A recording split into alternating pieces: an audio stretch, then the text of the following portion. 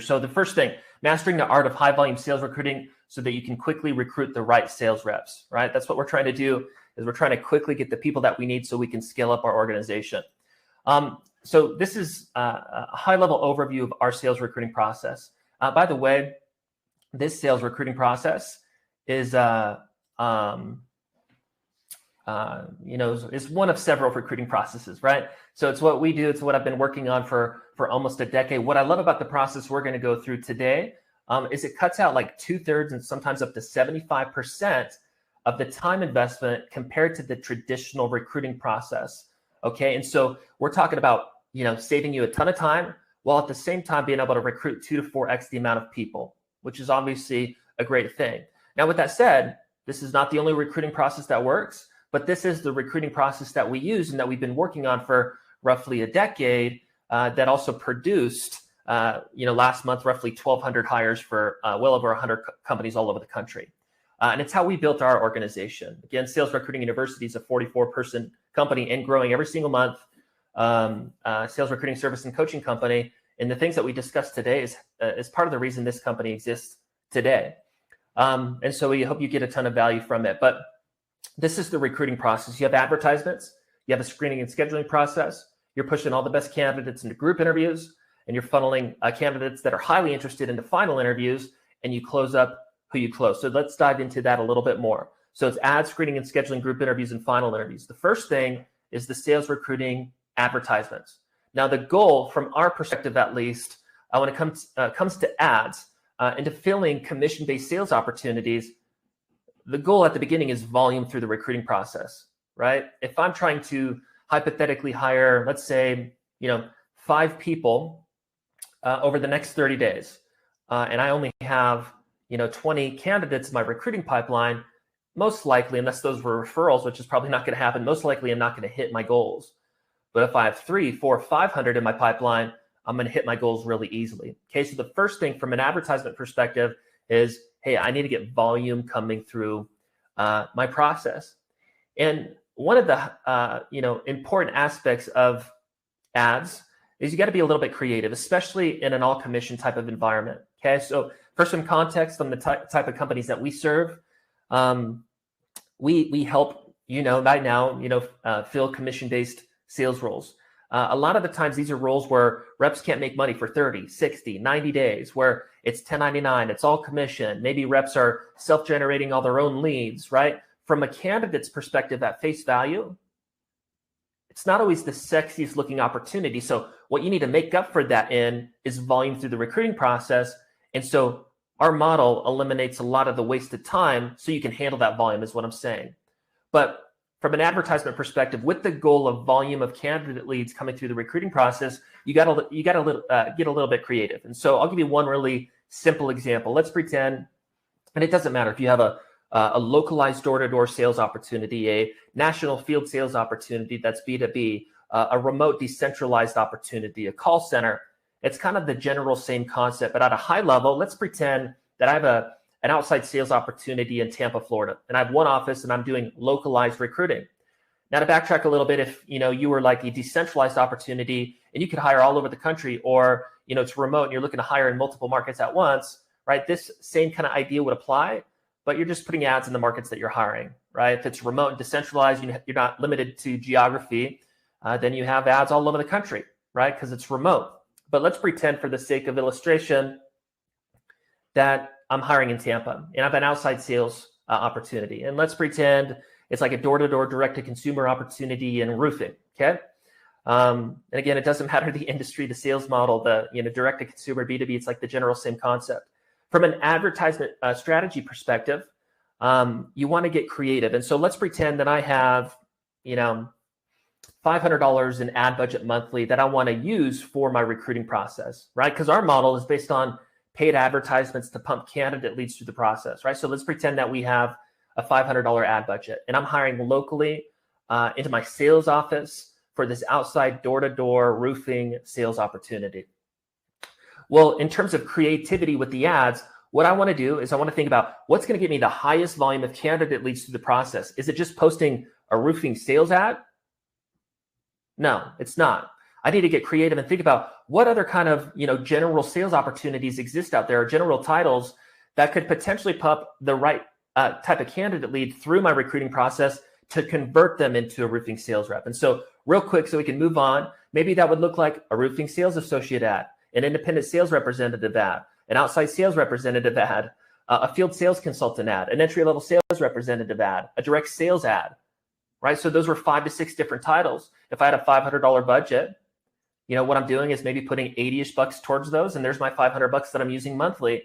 And what that is doing is it's getting more volume through my process. So from a candidate's perspective, they're not just going to go in that example, all the potential people that are a potential fit for you, they're not going online and typing in a roofing sales associate and they're going to find you. So we want to go broad. So we have high volumes of candidate leads coming through our process, and then we screen them through the process that we'll talk about today, and we persuade them into our opportunity, which we'll dive into a little bit more in depth later. But the first goal is just you understanding that you got to be creative with the ad strategy with the intention to get volume coming through the recruiting process.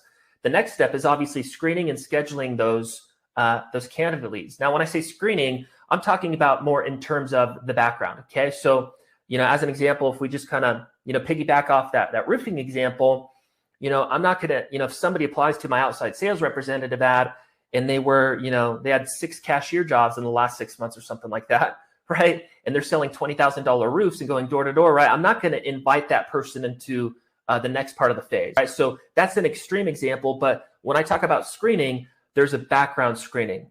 Okay, so we're screening out people that for sure are just not worth pitching. But we're not being too strict because we want to get the people that seem at face value worth pitching. We want to get those people into the group interview. Okay, so the screening and scheduling piece, post advertisements and pre-group interview, is a light screening on the background, and then a very simple outbound administrative process of emails and texts, a group interview scheduling link, and then a confirmation process leading after that group interview scheduling link, leading up to the actual live group interview, right? So what we've done with this process, and why I love it, and why it eliminates a lot of the time investment compared to the traditional recruiting process, is because we don't need in-depth 10 to 15 minute phone interviews for everybody that seems like a potential fit. Let's pretend with that $500 budget, I had 300 applicants that came in over a 30-day period. Well, most likely, if I'm doing a light background screening, there's still going to be 100 to 150 candidates that came through the recruiting pipeline that seem at least worth pitching my opportunity.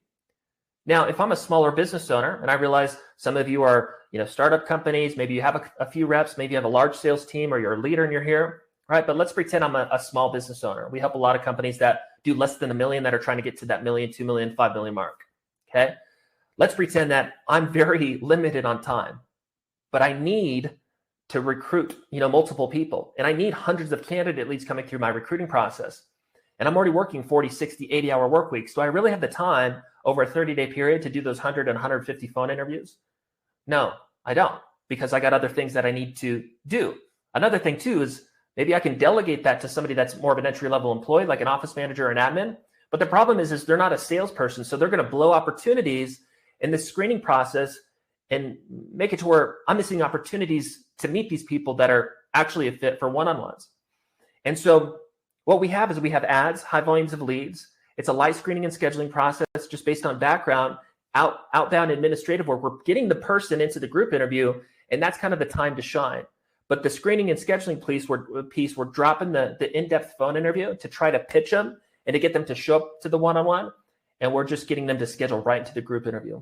And then they show up, and this is where we're selling the dream, right? This is kind of your time to shine. This is where the bigger time investment into the recruiting process starts to happen, where I'm helping them understand, hey, this is what we're doing today. And by the way, this is typically a 20-minute presentation.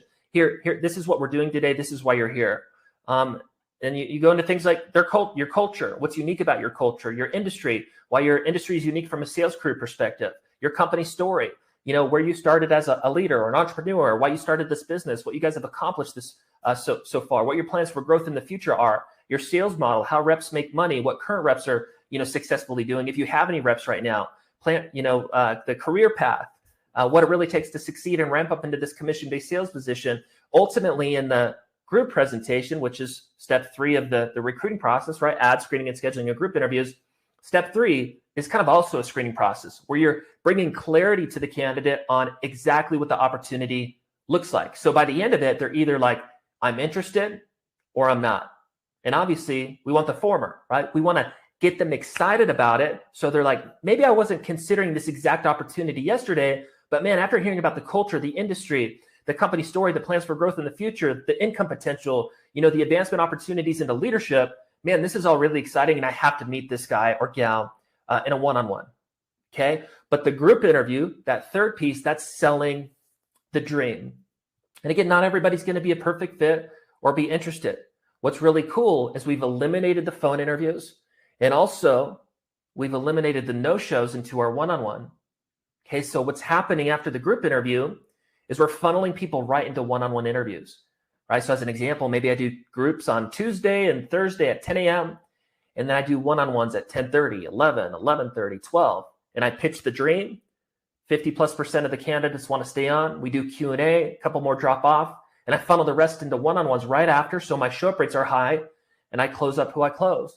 And in this process, when I talk about cutting 75% of the recruiting process, time investment off, it's because of that. We've eliminated the in-depth phone interview, okay?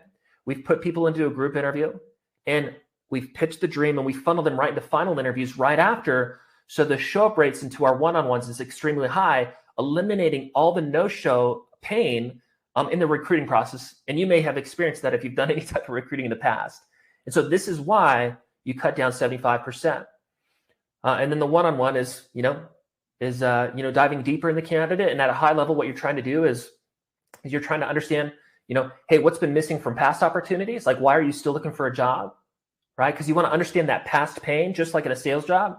And what is it that you truly desire in your future career? And your job in the one-on-one is to paint a picture of how your opportunity, right? And part of that was done in the group interview, but your opportunity both solves any issues that they've experienced in the past. They need to know, okay, I'm not going to experience those things at this company. And they need to be confidently aware that everything that they want to accomplish at your opportunity is accomplishable. And that's when you close them up, okay? But it's ad screening and scheduling, group interviews, final interviews, and you cut down 75%. And once this process is in your business, it's just literally turning on ads and off ads and pumping a couple reps in or 20 reps in or whatever's necessary for you to hit your retention goals. Let me give you an example kind of schedule. Hopefully this is helpful. So this is, I kind of explained this already, but this is kind of a schedule, right? So, and again, it doesn't matter if you have a face-to-face recruiting process, a remote recruiting process via Zoom, or a mixture of both. And a mixture of both, I mean, maybe you do have a localized opportunity like that Tampa example that I gave earlier, but you want, because Tampa's big and you're actually hiring outside of Tampa and the driving distance to the office is kind of far, maybe you want to get your show-up rates higher into the group interviews. So you're going to do group interviews via Zoom so you can pitch the dream and funnel people into one-on-ones at the office later. But typically it's, groups at the office and funneling them right into one-on-ones at the office, or groups via Zoom and funneling them into one-on-ones right after the Zoom, right? So our show-up rates are extremely high. Okay, so here's an example of what it would look like for me if I wanted to just recruit 2 reps in a week. Okay, and by the way, we have clients that want to recruit 2 reps or 1 rep or 3 reps, and then they're good for a couple months. And we literally have clients like recruiting 60, 70, 80 reps per month and growing. And so it doesn't matter. It's all the same stuff. It's just how long you're running the process for and how high your advertisement budget is, considering the volume you want coming through the recruiting process. But so let's pretend I have groups, at 10 a.m. on Tuesday and 10 a.m. on Thursday. And I'm going to do my one-on-one interview time slots. Let me make sure. Okay. Just wanted to jump here in any comments. Okay. Okay, sorry. Let's pretend I'm doing group interviews, via Zoom, right? And I have a remote opportunity, and I want to do those at 10 a.m. on Tuesday and 10 a.m. on Thursday, right? I have 30 minutes blocked off on my calendar. I have my ads, screening and scheduling process happening. I'm going through this basic administrative process to pump reps into the group interview. That part's simple. Then I'm showing up to my group interview. I'm ready to pitch the dream, right? And I funnel my people into the reps that are highly interested into one-on-ones. Let's say my goal is to recruit 2 people this week. Practically, from a numbers perspective, what that would look like is, probably scheduling 20 people per group a couple times per week. It's important for you to know that it's on average a 40% show up rate.